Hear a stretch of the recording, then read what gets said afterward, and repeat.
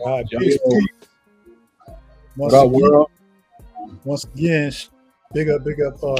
This is episode 64 of Plot in Progress. We got Yes, a very special guest in Israel Roots of Roots Life on the south side of Phoenix, 16th Street in Southern. The reason for this episode tonight is a pretty special episode for me because this brother been putting work in the community for a long time.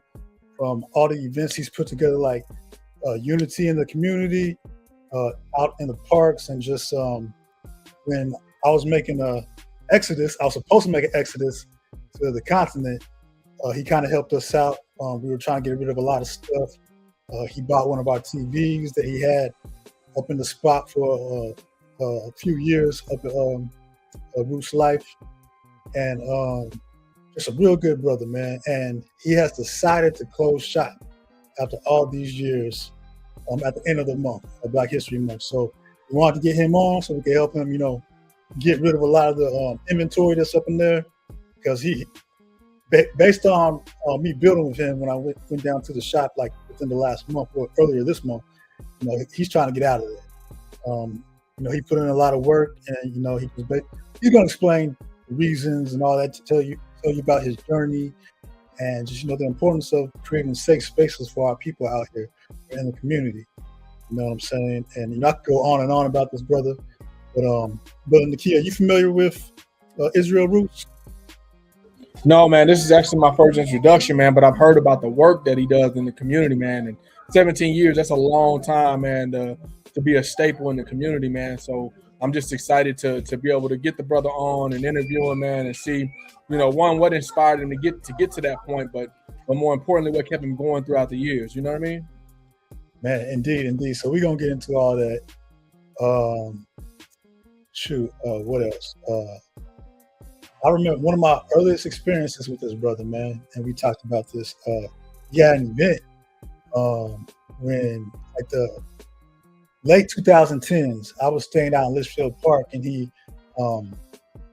he extended a hand to let me and my son perform. My son was like mad young back then, and like we came out there, it started raining, and he had a little stage out in the parking lot, and me and my son were performing out on the stage. That's a fond memory I have at Roots Life. That's dope. Yeah, so he should be coming in at any moment, like within the next couple of minutes. But we've had a lot of great episodes lately, brother, especially like last week with Baba Amin. Man. Any particular things that stood out to you when you think about that episode last week, brother? Yeah, the piece where brother Baba Amin, Dr. Baba Amin, shout out to the Uhuru Academy, man. But the part that really stood out to me was when he talked about the fact that we've got to learn who we are. We got to get back to that part and love, which conquers all things, man. He talked about that importance, the significance of us loving each other, man. Loving ourselves first, but loving each other and loving our brothers and loving our neighbors, and that really resonated with me because oftentimes it gets overlooked, man. I think especially when we talk about the whole aspect of the diaspora and the community. The love aspect of it, especially love for self, knowing who you are and the knowledge of self is a huge key. And then another piece that really, like, it just showed me the impact, right? Which was, and we know the impact was strong in the community, but you rarely see people speak about it or talk about it. But when he talked about the fact of going to the Million Man March and how that really just propelled his journey and his work and his effort. When he got back, he said he hit the ground running. You know what I mean? And so just to see the impact that the Million Man March had on the community and on his journey specifically, that was powerful for me. You can never undervalue the power of inspiring each other. You know what I'm saying? Brother was talking, anytime I get a chance to talk with people who actually attended the Million Man March, I take that opportunity, man, because that's why I wasn't able to attend, even though I was watching it. We're watching like all the speeches and everything. And he said specifically that he ain't listening to nobody because of the camaraderie and everything that was going on in the crowd, man. And right, because there's been events since then that kind of were in the spirit of the Million Man March that we even had out here. And I was just thinking about being in the present and having that like tenfold or 1,000-fold, because it was just these were events that like took place in like small churches or like at a park. And I'm just thinking about being out there in DC and just more than 1 million of us out there just with that energy, man. That's powerful. You know what I'm saying? So I completely understand why people would be on fire coming back to their communities and getting ready to put in the work. You know what I'm saying? Yo. Oh, peace. Brother. Peace, King. How you doing? Hey, man, just maintaining. You know what I'm saying? And do you prefer to be called Ras or because I've been saying Israel since the show started? Israel's cool. All right. Israel's cool. For sure. Well, welcome to the show, brother. And usually we do our mission statement, which we didn't get around to before you came on. So let me go ahead and get that out the way real quick.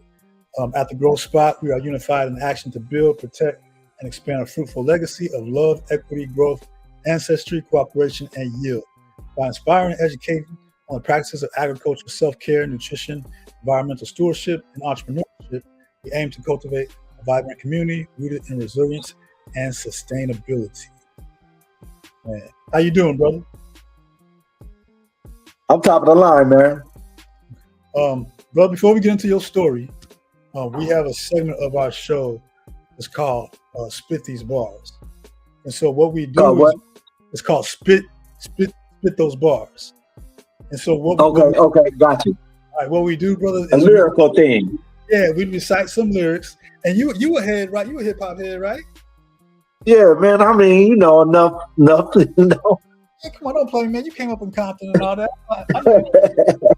So, with that West Coast.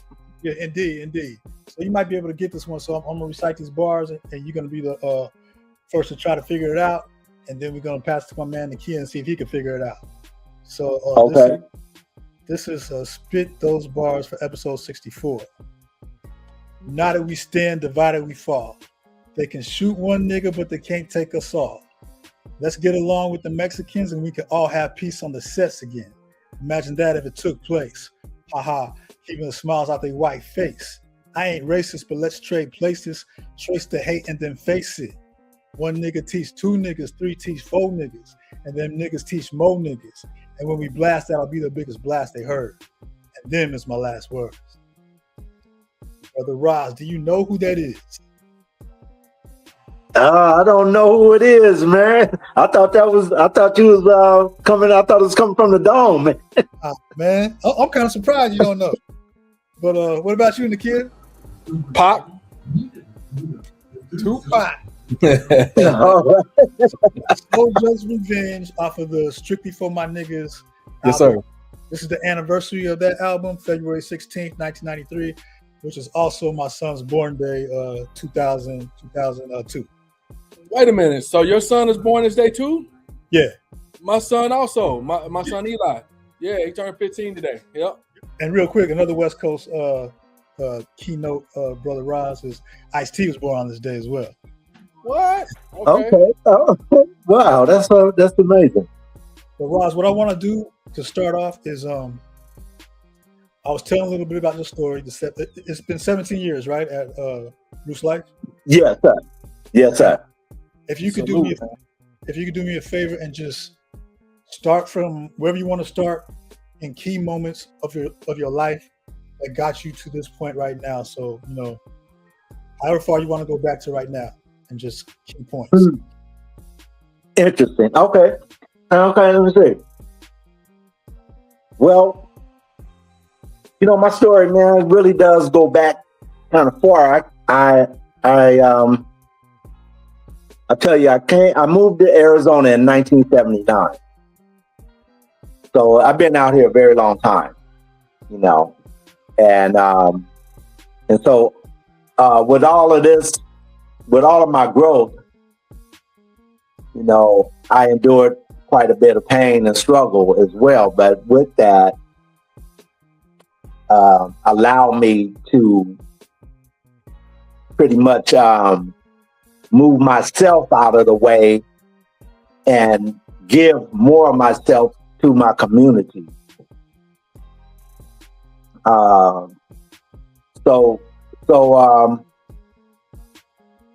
I'll just kind of give you a little flash. That's where I came from, Compton. I moved down here in 1979. You know, got through gang banging and all of that at a very young age. I was just looking at some photos. Me and my nephew were like 15 and 16. I'm like, damn, we look so innocent. You know, we was reaping havoc, you know. But you know, I later on got myself, you know, it together, you know, somewhat whatnot, and started looking for ways to better myself. And after when you have given so much of yourself, when you just been so selfish for so long, and then you learn to give of yourself, it's like addictive, you know. And you just want to keep giving of self, you know. You just want to keep giving, you know, because my faith is strong enough to make a way for me. Okay, whereas the faith that I have in the Most High, no challenge has ever been too big for me, and I just take it like, you know, just like drinking a glass of water, you know, like, hey, this is what I want to do. This is what I want to bring forth, and so I just rock with it, right? So just to bring a little bit more up to the moment with my business and all, you know, because I started out, honestly, brothers, with a 4th grade education. When I got here to Phoenix and figured and was on my own at 16, 17 years old, and I discovered that, nigga, you can't read, write, or do math. Life got real, you know. So I have one of those little pocket Websters, and I kept it on me like that was my new 38, you know. And I took it with me everywhere I went. And get on the bus, I'm reading through my dictionary, read it from front to back to front. You know, just so I can get something in my head, so, you know, because learning in school wasn't going to work for me, no way, no how. Okay. But I just want to give you a little bit of my past, my old history, to kind of help you understand to how I got to be where I am, you know, mentally, as of now. So, you know, after I you know, started getting a little older and had children and you know, helping bring children into this world, I knew I needed to make a change in my life and do something, you know, so I can be around and build on a legacy. So, you know, being, you know, financially challenged, you know, so, you know, I was always good working with my hands, so I did, you know, electrical work, maintenance kind of work, and then I ended up, once I got my GED, I went to air conditioning school over and graduated from RSI, and I think that's probably was in maybe like 91. You know, I stayed in the air conditioning industry for quite a while, and then in 2008, you remember George Bush crashed the economy. Okay. So at that time, the company I was working for, we lost all our accounts like overnight. You know, everything was gone. So I was like, whoa, you know, kind of caught me off guard. But at the same time, like I say, my faith was strong. I'm like, man, well, I'll just pivot and figure out something else. You know, I had a storefront before, back in like 84, right over there at Roosevelt, what they call the art district now. Back then, it wasn't all of that. You know, it was just another little street in the hood. But nevertheless, pardon? What store was that? At that time, I was the Tree of Life. And it was the same type of store, same concept, and same program. You know, I was just really had a clue what I was doing. But I wanted to try it, and that was like right across the street from Star and Wood, where they're located now. You know where they are, right? That Fifth Street and Roosevelt. That's So the I history. stayed over there for, yeah, man. And it's amazing. I had that building over there, and I turned it back into a studio. And so I worked graveyard over at South Mount Community College at night. Came back, opened up the store, crashed out for a few hours, opened up the store about 11, and till about 6, crash out again, go to work. Just doing my thing, right? So it lasted for about 3 years or so, and then I'm like, well, do something else. Think I'm gonna go to LA and see if I can make something happen. But nevertheless, get back to like 2008, after the economy took a hit, and I needed to kind of find another path. I won't say like reinvent myself, because I was already who I wanted to be in my mind, but I still needed to pivot and make start a new path. And so I had a discussion with my wife, and I was like, hey, I'm thinking about starting a store back up. And, she's like, well, if you want to do it, I'm with you. Let's, see what's up. So we start, kind of formulating a plan. In the meantime, while I was making all that good money in air conditioning, some other things happened, and brought some hot dollar shit that I didn't really need. But nevertheless, I ended up doing a bankruptcy, and so I was kind of like, back to square one on my dollars, like damn, So it was a struggle financially, but I've got my incense game back going, and I would just start ordering a few bottles of oil and whatnot, just start rolling my incense back up. Ross, Yes, sir. I got to interject real quick, because I know something that you told me. So okay. Thought you were selling the incense, but it wasn't that easy, because from what I understand, you wasn't having it, right? Can you talk a little bit about that? How the Rastas was you was involved in certain things, and the Rastas was like, yo, you gotta get on this, and you was talk about that a little bit. Right. Okay. Well, when I first started selling incense, and this was in '84, I remember '84 because that's when Jesse Jackson was running for president. And I was here in Tempe, Arizona, and my nephew, my brother and them, they was like pushing me to come back to LA to get back in the streets and get dirty, And, so I went with it. I'm like, that's when the crack rock just hit, was getting really, really popular. And they're like, no, we're going to make thousands. We're going to make this money. We're going to get all this money, And I'm like, I don't know if I want to get back in the street hustle, but I allowed them to encourage me to go back down to LA. And then, naturally, they wanted me in the streets and my contacts out there and everything like that. So, we can just really get this rock business going, But after I got there, and then, the consciousness and the heart that I had wouldn't allow me to really do that, even though I was on the fence. But my Rasta homies, they had already started eating vegetarian, and I didn't know that's what they was doing. But when I got there, they was already getting real cultured, like, whoa, So, I was like, trying to, get back in the streets, like I said, and get my money on. But my cats, I really admired them because the way they was living their life, and so they were like, "What the hell you doing, man? You can't be out here selling these damn rocks. You can't be selling crack, but So I was like, well, I got to get my dough on, bro. So these cats, man, was really, really serious about, not having that, not promoting, drug culture,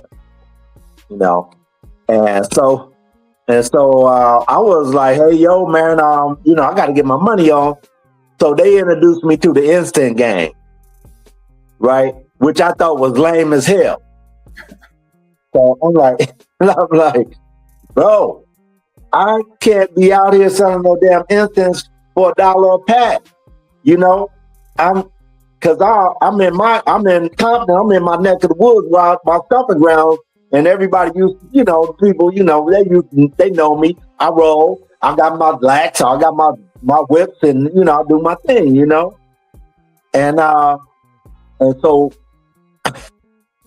they was my boys was like, look, man, you gotta have to make a decision. You gonna rock with it, you gonna go with that, or you gonna, you know, uplift yourself and uplift your community, but you can't do both. You can't sell this crack, you can't sell these rocks and do things to harm your community and try to help your community at the same time, basically is what they were saying, you dig? Mm-hmm.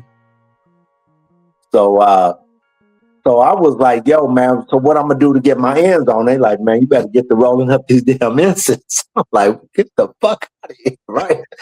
So I'm like, man, look, I got with my boys and we went down to Dawa down on Crenshaw and got, you know, a couple bottles of oil and some sticks and whatnot and start rolling incense. I'm like, this gotta be crazy, right?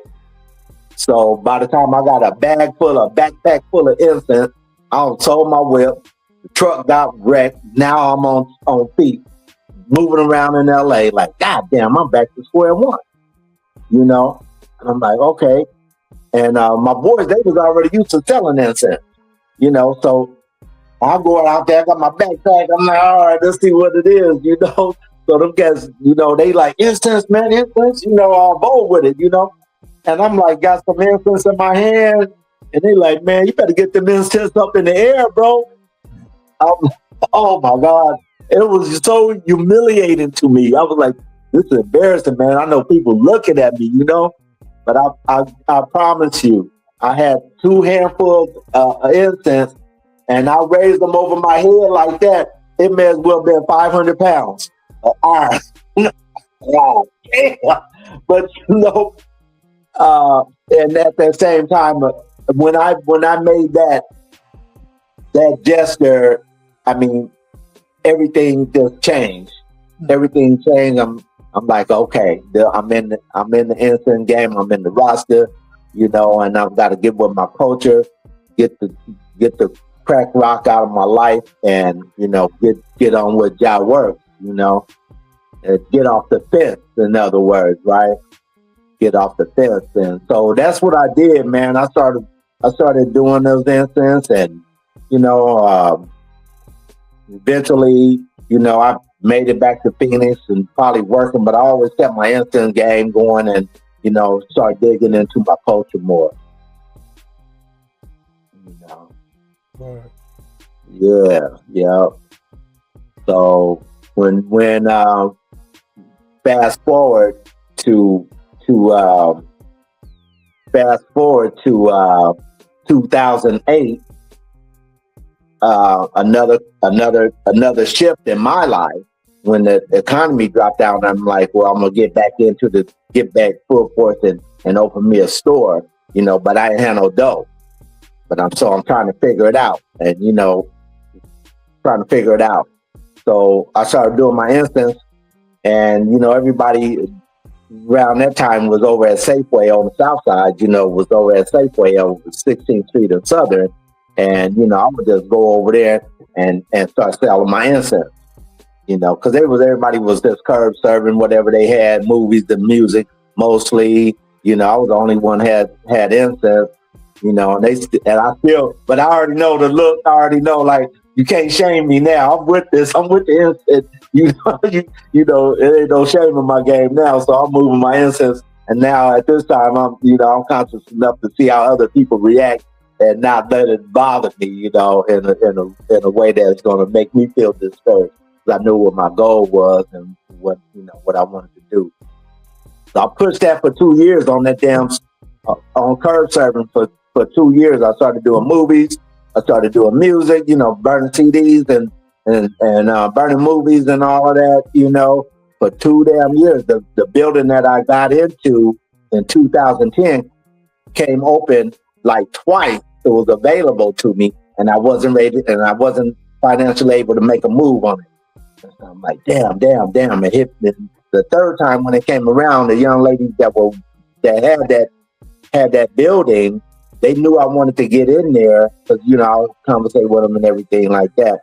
So when they got ready to move out, before they told the owner, they came around over there by Safeway and say, yo, Ras, we're getting ready to move, man, you know, in a couple of months, and you need to get ready, you know. So I turned up the hustle, you know, stacked up whatever little cheese I had, enough to go, you know, for when they left out, I had something to work with.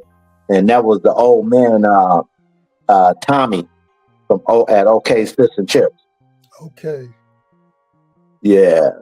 So I'm like, yo, Tommy, I want to get in this building, man. And he's like, well, what you going to do? I said, I'm going to do a instant and culture shop. He said, all right. Okay. You sure? I'm like, yeah. He said, well, that's what you want to do. I'll help you get in. You can come on in. Just come up with your rent and get your power and everything turned on. So, you know, I borrowed and begged and got a little few extra dollars and got everything turned on and went in there with my card table and like 3 boxes of incense. Nice. And I stood in the middle of the floor and said, oh shit, here we go. It's on now, you know. But like I say, man, my faith is strong. So, you know, I didn't really fret. I'm just like, okay, we're just gonna do what we do.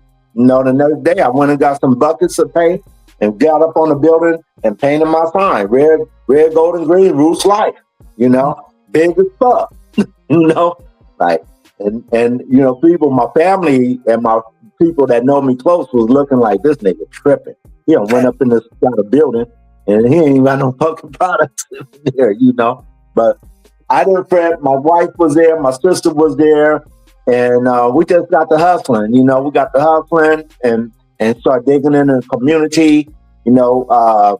So the first thing I did, I started doing clothing drives for the homeless. You know, that brought people in and started letting people know we here for real. You know, we here and this is what we're doing. And, you know, I'm like, bring your lightly used clothes. Don't bring nothing tattered. Don't bring nothing dirty. Don't bring nothing that's not folded. You know, bring it. You know, people was very respectful and brought so much clothing at one time. I mean, the whole, because we didn't have no products in there on the wall. So, I mean, the whole damn wall was just full up with clothes and then go back down, fill back up, go back down. Like, damn, the people were so happy to have us there, to, you know, where they can come and get clothes and stuff. Because it was like, you know, people would come in and say, man, you don't even know. Our clothes just got burnt up. Our clothes is in the store. We can't get to our stuff, man. You know, and we like, we got you. There's something for your whole family. We just throw it up, throw them out. And then like people would donate like nice stuff, suits and nice shoes and stuff, would slide them to the side for different ones that was going for an interview or something like that. They were trying to do something special. Bam, throw them out, you know. Next thing you know, I got connected up with a couple of the churches that were getting food from St. Mary's, and I had an old van, and so I'll go to their church like twice a week, and they just start filling up the whole van with all kind of food, produce, bread, meat when they had it, eggs, everything, you know.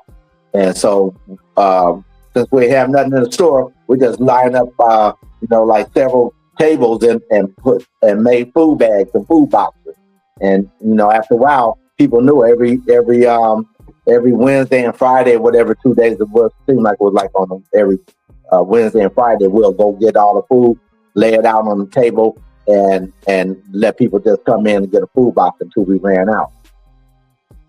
There was a DES building across the street from us. Next thing you know, they started sending people over there to get sending people to us to get a food box. You know, so we kept that going, kept the clothes going, and in the meantime, we grinding, trying to figure out how we're gonna get some dough, you know, and keep the bills paid, you know, keep the lights on, you know.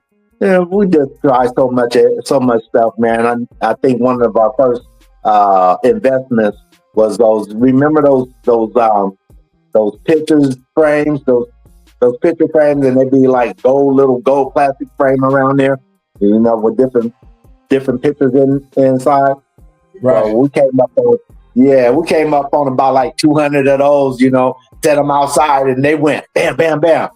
They went so fast. We went back to the dude and throw him out another couple of $100. He give us some more. So, you know, and we just kept on flipping that, and then and got our DVD burner, started burning our movies, and you know, eventually, you know, we just kept on going. You know, we just kept on rocking and adding on to our product. Yeah. So it's been a hell of a ride. It's been a hell of a ride. All starting from selling some incense, man. That's a man.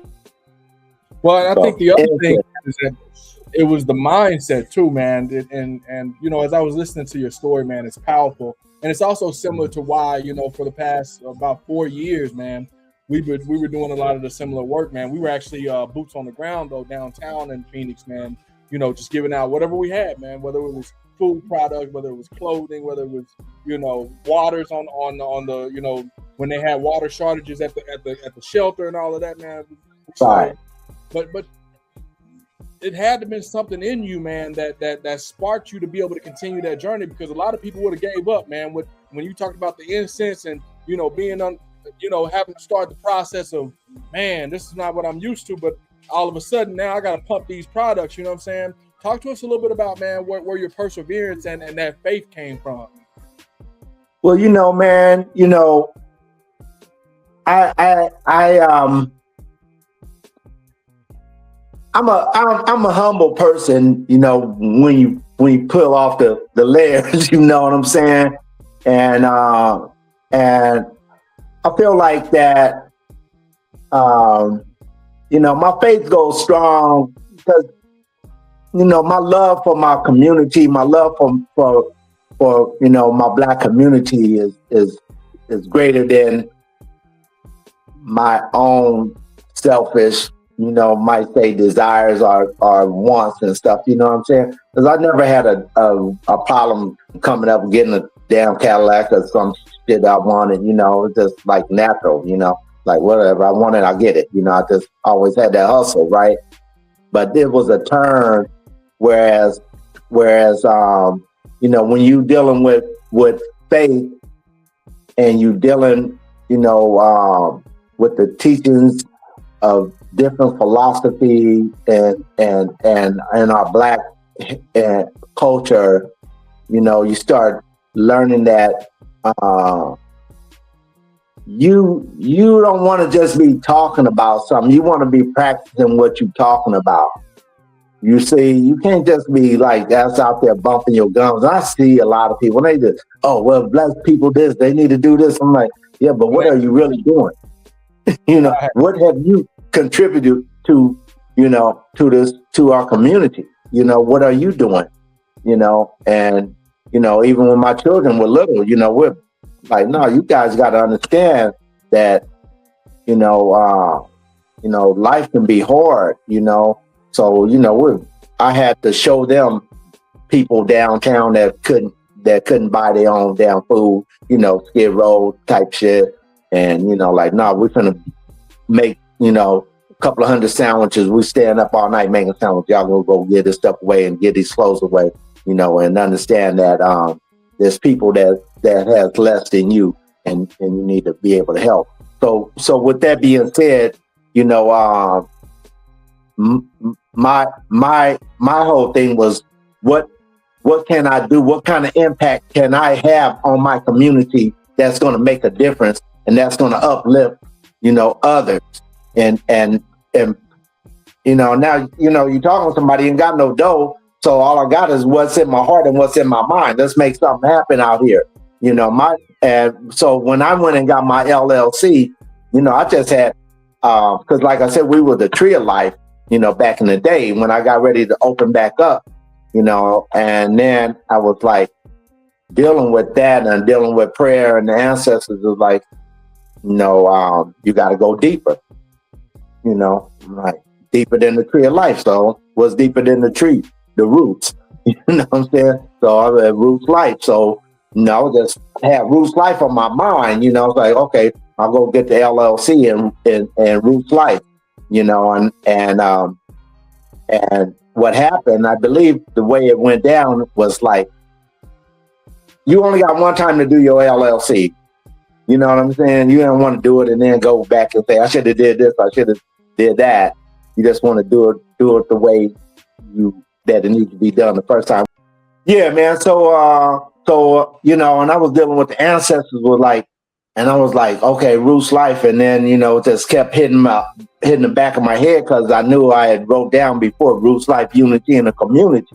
But that was going to take, a real act of God, man, and a real strong faith to add that on to what I'm doing. I can be Roots Life, but when I say Roots Life, unity in the community, LLC, that take a whole nother, take it to a whole nother level, because now I got to be accountable and push this, this belief system that I have in my heart and that I have in my mind, and make it tangible. So when I said Roots Life, unity in the community, I'm like, damn, what are you doing, fool? What are you doing? But I wasn't scared. I felt like, like it's gonna work. It's gonna work. And like I say, I have my baby and my sister, and they have my back. I'm like, I got these ideas. I want to, try and see, what we can do with it. See if it can work. And so we went with it, and they stayed with me, and we got to grinding. And I had already did my first little park event, invited some few people, we just had our grill, and I'm like, this is gonna be the Roots Life Fam Blam, and they like, okay, why Fam Blam? I said, that's just what it is, right? But so we all family coming together, and it's like, blam, nigga, we here, shit, So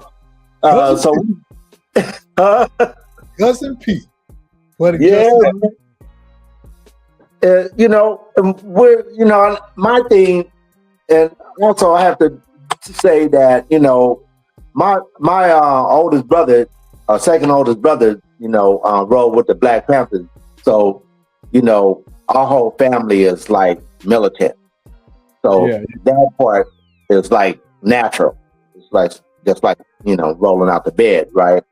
And so I'm like, I said, if we give to the community will support us.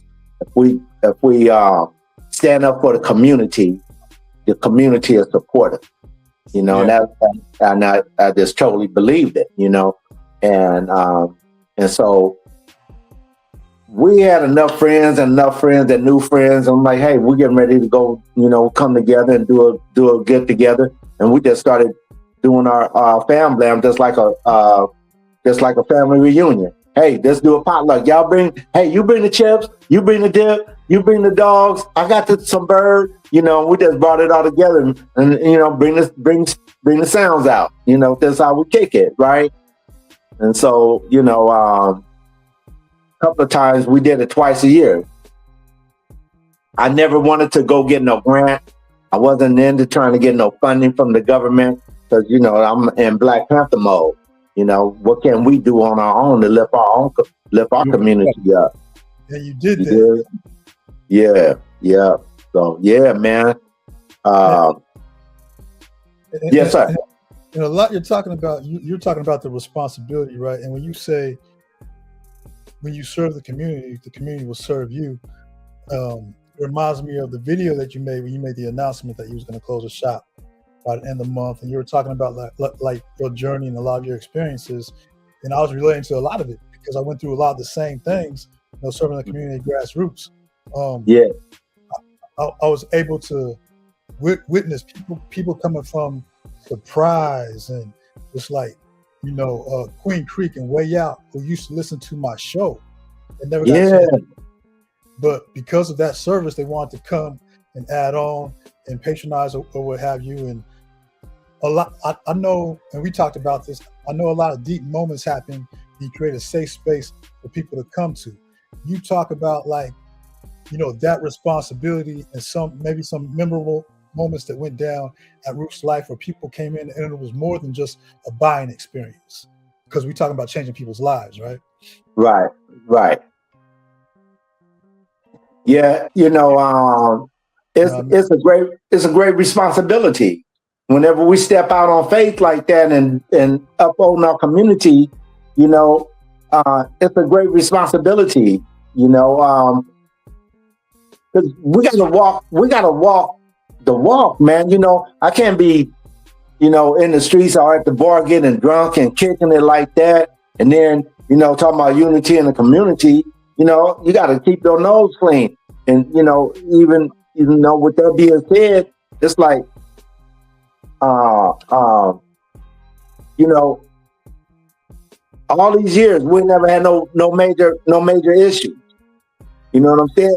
But like I say, okay, so people come in, like, it's hard to be in a community doing community work this long and not rub somebody wrong, bump heads with somebody. I had a couple of issues, nothing major, but the first thing they do, well, I'm gonna have to go and put it on Facebook. Like, have at it, do what the hell you want to do. I'm not gonna bite my tongue because you're threatening to go expose some bullshit, So, but I think I got off the subject. I know you were saying something about different ones coming into the shop and just like sharing and stuff like that. Because I know special things happen often. I know you got some stories. Just anything you would like to share, like that stood out. There was a memorable moment that you like to share with the viewers. Some of my favorite moments and my most memorable moments is like, we have like birthday parties, just for some, family or close friends, and just see everybody come together and meet new people. And I love that platform, to having that platform where my friends can meet your friends and everybody just, jive and just everybody connect. And now we got, now we networking and so forth like that. That's always been good. And, I've been posting some pictures of some of our old parties and get together. Then I'm like, wow, man, we on these walls and talk, Mm-hmm. The other thing that always that inspires me, and probably nobody else would see it because I'm there all the time, so I see the different shifts in the day and how the different momentum of swing, how the momentum of the day from day to day, from month to month, week to week, how it swings. And sometimes it'd be out of nowhere and it'd be like all the brothers will start showing up. Like all my OG cats start showing up. And I'm like, damn, there's two, there's Khalid, there's, everybody start popping up and I'm like, whoa. And I kick back, I said, this is King's Day. All the kings are rolling up. Nobody on. This is what I'm saying in my mind. I'm like, okay, and just really sharing and breaking bread and getting everybody uplifting, and it just be so cool. My big sis, she would always say, hey, Ras, this is gonna be the hubbub, man. This is gonna be the hubbub where everybody, can come and chill and kick it, And so, so it turned out like that, and there'd be other days when all the big sisters would come in. I'm like, and I'll kick back, it'd be, like some of our powerful women that's in our community. And I'm like, okay, this is Queen's Day, you know? So that kind of thing, this was always inspiring for me, you know, to see, you know, different ones come together and meet new people and just enjoy each other, you know, genuinely. You know? And I know with 17 years, you watched a lot of people come and go during your tenure. You know what I'm saying? But my last question would be, can you talk to the importance of creating safe spaces for the people in the community? Yeah, you know, yeah, it's important, man, that, you know, people have a did I knock y'all out? You there? Yeah, we are. Okay. So yeah, man, and that goes right back to like being responsible, you know, because I have to look out for your daughter, your son, just like I would look out for mine. Thanks. You know, and you know, if you ain't around and they know that, you know, my pops goes over here and he kick with Ras. So, you know, and I feel good that if something was to go down, I can go over there, you know, and I'll be safe, you know. And just to keep that cool vibe. And that's why, Brother True, I never got into selling like pipes and paraphernalia. Gotcha. You see what I'm saying? And it was a time, you know, because one of my partners, he had a store up in San Diego, and he was like, "No, man, you know, you're a Rasta shop, you know, you can have some pipes and stuff that's gonna bring your money in, woo woo woo," you know. And I went and grabbed a bunch of stuff at one time, and I'm like, man, this ain't even me. I don't want that vibration, you know. I don't want that lower vibration. We can still be Rasta, but we don't have to push the you know, any paraphernalia, you know, as in stuff for people to get high on. That's, you know, that's your thing. Go figure it out. I don't want to be a part of that, because if your children come in and they see all these damn glass pipes and crack pipes and meth pipes and shit, you know, and we over here tell them stay away from that. We ain't promoting that, and then come over there and say, "Oh, Mama got this up in the store," you know. So it's a total contradictory. So I never got into it. I got rid of that stuff. Like, no, I'm not doing that. And not only that, as soon as we did that, and then next thing you know, you got the smoker types coming in. Now they look for razor blades and Brillos and all kind of shit. Like, no, that ain't what we doing. That's not the environment I want. You know, that's not the vibe up in here, you know. But man, I tell you, man, it's been a gas. I don't know why this is on my mind to share, but I'm gonna go ahead and share it, you know, because, you know, although we have positive things going on, we also got, you know, a negative energy. We got negative forces that's working against you at the same time. And this is, you know, we constantly, you got to be aware of your surroundings and how people trying to play you, how people trying to, you know, set your ass up to fail, you know, because true, no, I just recently cut my locks. So, you know, a lot of people, they thought I was Jamaican, you know, but I'm like, no, I'm from the little island of Compton, you know what I'm saying? But I have so many people come in there, you know, and they would try to set me up like, you know, hey, can I buy some herbs? Huh? You know, and I've been selling weed ever since I started up in that mug, but I know who I deal with. Right. You know, I know who my people are. You don't look like, no, what are you talking about? Does this look like a weed store? We don't sell weed in there. What are you doing? No, you know, you know, yeah. Calling, hey, can I? They thinking I'm Jamaican, so they send the Jamaican police up in there undercover. I'm like, damn, I smell pork. Soon your ass hit the door, you know. So you know, with being in that space, and the the negativity and the positivity that's going on, you know I already had a gift of discernment, but at the same time, I had to go to the ancestors and pray, you know, to enhance my gift.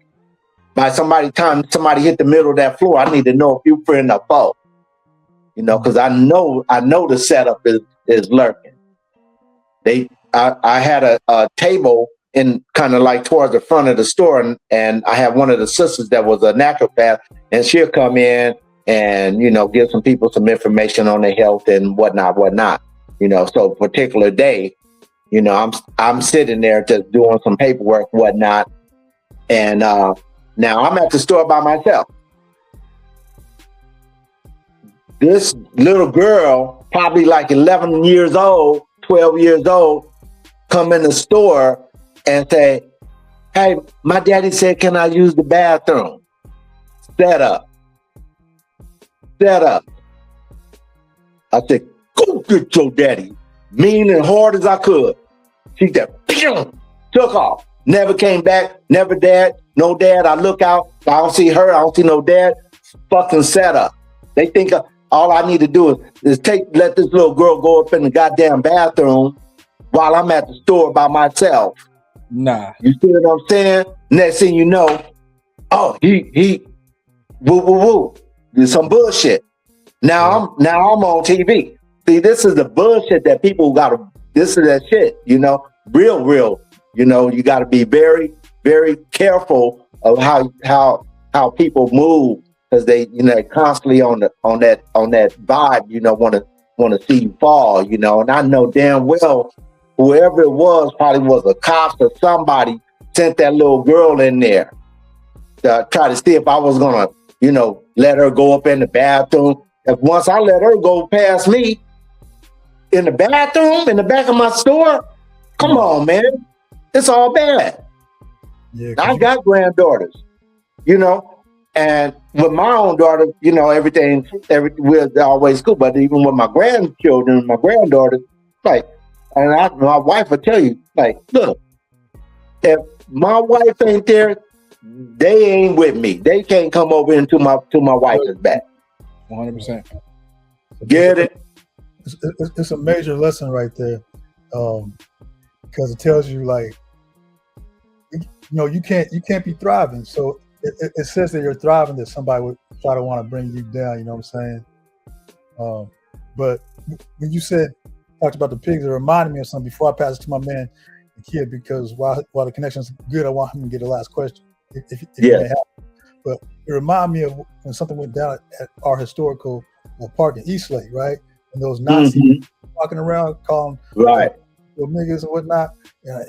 And I know, like, you were, so I just wanted to give salute, brother, because you went at the cops, and we had to sit down with the cops, and I don't know what came out of that. You know, they like to talk, all talk. Right. You remember that, right, brother? Like, yeah, I remember that. I remember that well. I know you was heated. I was heated, man, you know, because I seen one of my cats that stayed down there, and I'm looking on TV, and I'm like, man, they picked, that's our park. That's our park. That's our park. And they picked the time of day when there ain't nobody around, but, you know, maybe a couple of homeless or something, you know, people, they ain't coming down there when, you know, in the evening when the you know, the fellas is down there, you know, doing their thing. But one of my partners was down there, and I seen him, and he's by himself, and he's like, what the fuck y'all doing? You know, what the fuck y'all doing still standing up? You know, and I'm like, oh man, I gotta get down there. You know, it ain't going down like this, you know. But you know, naturally. Bro, I was like, the organization I was in at the time, they're like, you going to? I was like, hell yeah, I'm gonna be there. I think it was just me and you up there, brother. But yeah. I don't know. The cops was acting like they was cool, but I don't know, brother. They was like, you know, talking about who got rights to do that, what the laws is, and the laws is that and that. I'm like, okay, then. Okay, well, you know, this is one of those cases where we're gonna be taking the law into our own damn hands then. Because, you know, we ain't having them coming up in here, you know, who riding on us. I'm like, you know. Yo, brother Nakia, man, like, you got any last questions for our brother? Yeah, man. So I want to know, just based on what all of you said in this episode, I can tell that the passion and the work is in you, no matter what happens. And Yeah. you had your season of being in the store for 17 years. What's next for you, brother? I got a couple of things, man. I got a couple of things. Just hang on. It ain't gonna take long. I already know. I know. When the next Fan Blam is, because this is the Fan Blam coming up. The Fan Blam is coming up April 18th at Hermosa Park. So, and like I say, the Fan Blam, we never, up until now, I never even looked for a grant. I'm like, whoever want to come and perform, that's cool. But you just doing it because that's what we want to do. We want to kick it and use this platform. So no, I don't have no money to pay you to get up and rap or nothing. But if you want to, there's the stage. You know what I'm saying? But nevertheless, we might come up with some funds. We might come up with some funds to be able to share. And if we do, we definitely want to try to get a few people out. And what you doing too? You still spitting, ain't you? Yeah, come on, brother. Hey man, come give them a little sample, man. Indeed. Indeed. Yeah, so yeah, we're gonna go out there April the 18th at Hermosa Park, and we've been pretty much taking advantage of the community center, the rec center, and we got that big patio out there, and that's where we set up at for our entertainment. I was bringing the stage in, but that patio for the rec center has been serving the purpose as well. So I'm like, we don't really need to bring in the stage. You know what I'm saying? But yeah, so help me promote this thing and push it because we want to party, man. We do our Kwanzaa, Juneteenth, and we breaking down knowledge and we trying to connect on a little tip of building and networking like that, which no matter what we're doing, we always networking. But the Fan Blam is just a neighbor community family reunion, and we just come to party and eat and have a good time and sit on the grass and listen to music and just chill, Yeah, and if anybody wants to politic with the brother, you see below at the ticker right here. Okay. IG, you know what I'm saying? His personal and his his business IG. He's trying to get rid of his inventory before he closes up shop. And one last question, brother. You shared some things of how you got the community to come out, like doing a clothing drive and whatnot. Is there any other advice? And you know why I'm asking this. Is there any other advice you want to give people who want to start up a shop or a brick and mortar? The advice I would give is don't wait till things are perfect. Don't wait till you got it all together. You know what I'm saying? When that door opens, just go in that door, because if you wait around, it's going to close and you're not going to be able to get in. You know what I'm saying? And have enough faith to go in there, because half of what we do, we operate off of faith anyway. You know what I'm saying? So when you see that door open, go on up in there and I always tell people, never despise small beginnings, because you gotta start and build a foundation. If I gave you $10 million to start a business, you still got to build a foundation. You know what I'm saying? You may have money to get websites and all of this stuff going, but it ain't gonna mean shit if you ain't built no foundation. Thanks. You building up here when you still, the foundation is whack. Yeah, that's why I used to call grassroots. I used to call it the foundation, brother. You know what I'm saying? Yeah, make all the sense in the world.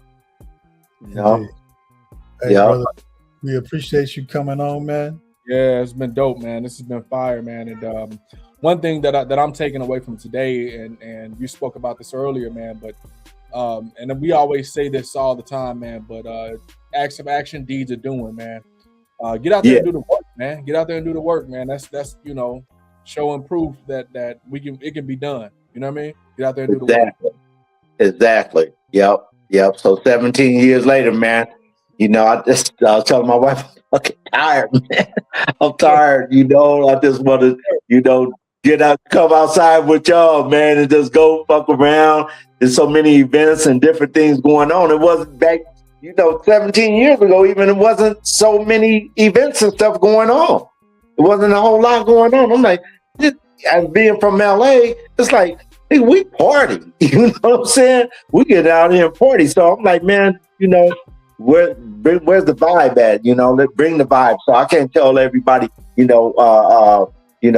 why y'all ain't doing that. And let me do what I do. And so yeah, man, we give and God will give the increase. Yeah, and we didn't really get into that too much about like why you're ending it, but you basically said it right there. You put in a lot of work. You say you're tired. I guess you want to spend more time with the queen and whatnot. You know what I'm saying? But you was a pioneer, brother. We got more safe spaces these days. One of the things you said was that even though you closing up shop, you got people like Najee who's opening up shop. So it don't stop. Right here, I got a dual situation going on. I got a retail store and I got a custom print studio where you can get all your custom printed t-shirts, posters, stickers, flyers.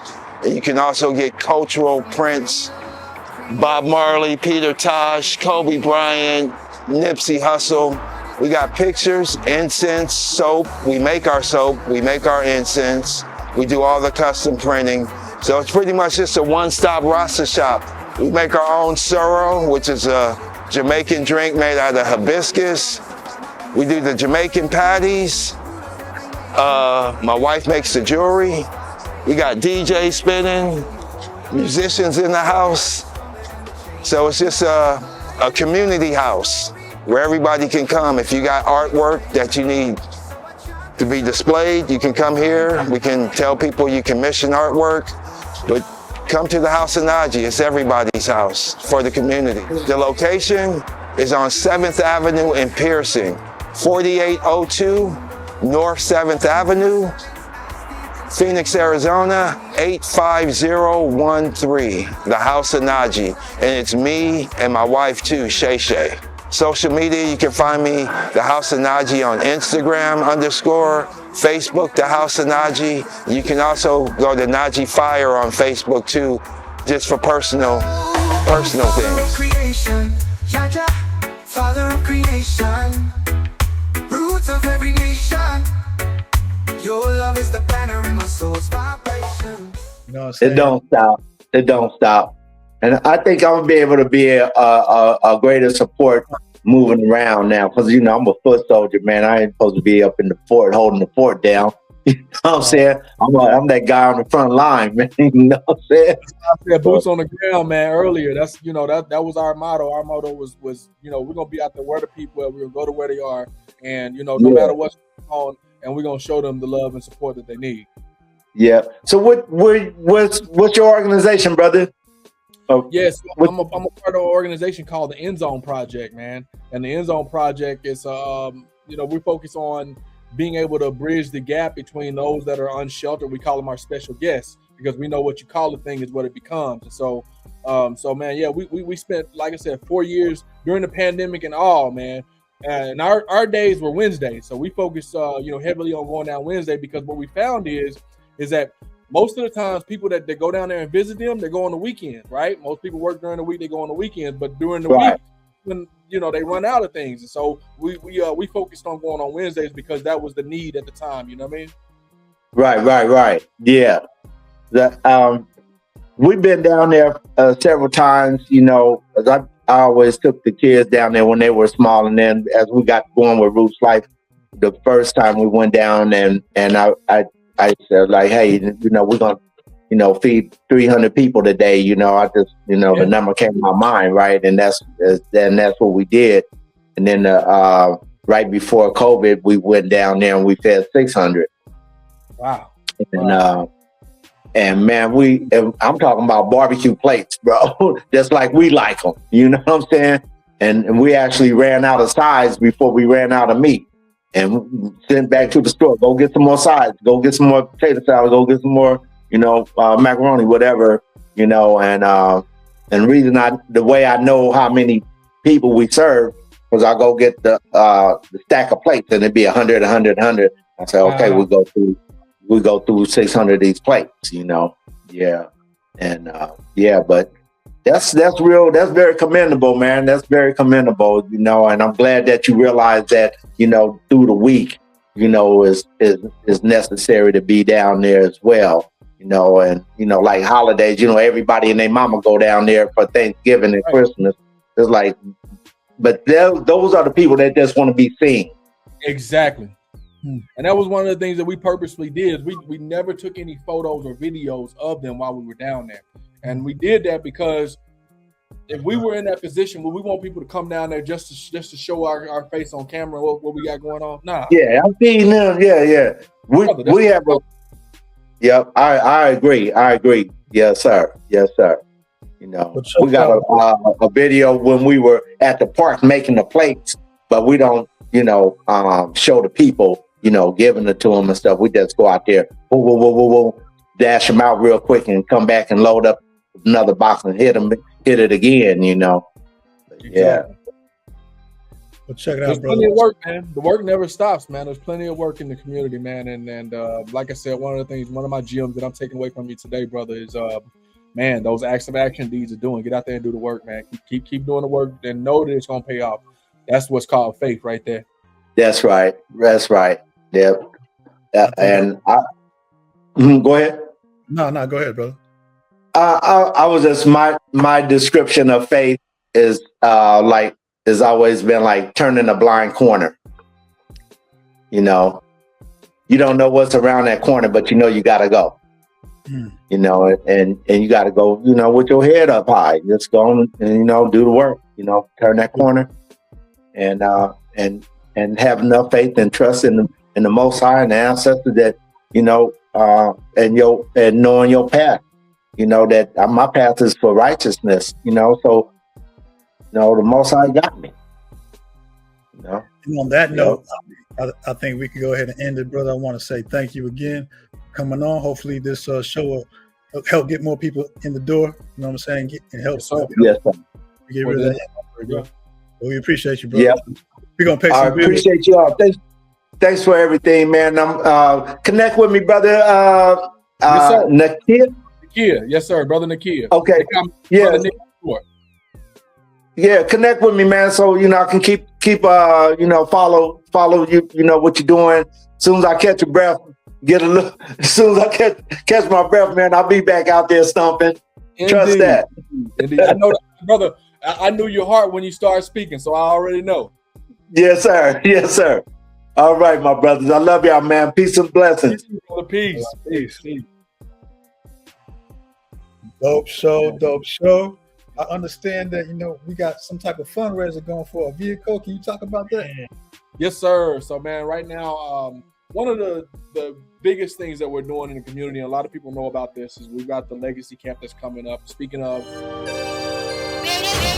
Say when you hustling, lock in, tap in, get your money, man. Lock in, tap in, seek the knowledge though. Lock in, tap in, keep it solid, bro. Lock in, tap in, say when you hustling, lock in, tap in, get your money, man. Lock in, tap in, seek the knowledge though. Lock in, tap in, keep it solid, bro. Lock in, tap in. Learn how to budget, man. Get some Glocks, man. Stay on your hustle, man. Get a rock, man. May 22nd through 24th this year, right? That's Memorial Day weekend. And one of the biggest expenses that we incur as an organization is the expense of being able to travel up to the land. Most people know that our land is up north, 3 hours and 45 minutes away from the valley. And with the Legacy Camp, the idea is to get the young men out of the concrete jungle and out into nature, back onto the land, man, where we're really supposed to be tapping into our creativity. And so we've got a fundraiser right now that's going on, man. You can check it out. All you got to do is just go to the website, man, thegrowspot.org. All you got to do is just check it out on our website, and you'll see the information there. And man, support anything, nothing is too small to support what we got going on. It's going to a great cause and a great mission. And like the brother said earlier, man, it's the work that we're doing in the community. We're going to do it regardless of what goes on. But taking care of expenses like that, such as the van, that allows for us to be able to do it more frequently and to actually have a larger impact. So whatever you can support, whatever you have to support in that efforts, it's on our website again, growspot.org. You can find it there. If you click on the menu, and you'll see the information for the fundraiser there, or you can just go growspot.org/take-action, take-action, and you'll find it there as well. Right. You can sign up to be a sponsor. You know what I'm saying? You can volunteer. All the information is on the website, man. Anything else you got to add, brother, before we sign out? Man, I would just say, man, shout out to the brother Roots Life, man, for all that he's done in the community, for keeping the faith, man, and for the actions that he's done in the community. And like the brother said, I know he'll be back boots on the ground, in no time. So I look forward to working and connecting with the brother going forward, man. And y'all continue to come back to the podcast, man. We continue to highlight, man, people that are out there doing the work that are like-minded individuals. Man, we're gonna continue to highlight more people in the community doing the work. Yeah, doing the work, like you said, doing positive things, man. We got, I ain't gonna say right now, but we got a lot loaded and ready to go, man. You know what I'm saying? Yes, sir. Yes, sir. All right. Shoot. All right, y'all. That's it, man. That's episode 64, man. We in the books. All right. Peace.